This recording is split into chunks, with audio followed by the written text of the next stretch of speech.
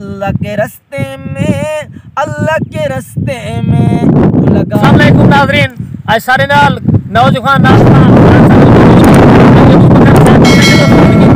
Specially सब time इतने लगे जो है असा तबलीगी जमात दे बारे नज़म लिखो कि सबको स्पेशली सुनवावनी भी है इंशाअल्लाह सुनवेने पैन कर सब जो कर सो कि बंद बिस्तर हो तैयार अल्लाह के रास्ते में, अल्लाह के रास्ते में तू लगा महीने 4 अल्लाह के रास्ते में, अल्लाह के रास्ते में।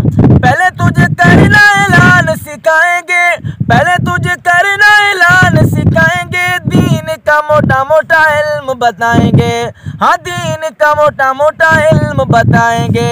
6 नंबर का तकरार अल्लाह के रास्ते में, अल्लाह के रास्ते में तू लगा ले महीने 4 अल्लाह के रास्ते में, अल्लाह के रास्ते में।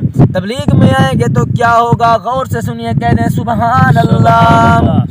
कई लोग नशा और शराब छोड़ देते हैं, कई लोग नशा और शराब छोड़ देते हैं, सिगरेट नशे से भी मुंह मोड़ लेते हैं, सिगरेट हुक्के से भी मुंह मोड़ लेते हैं, कोई छोड़ते हैं नस्वार अल्लाह के रास्ते में, अल्लाह के रास्ते में तू लगा ले महीने 4 अल्लाह के रास्ते में, अल्लाह के रास्ते में।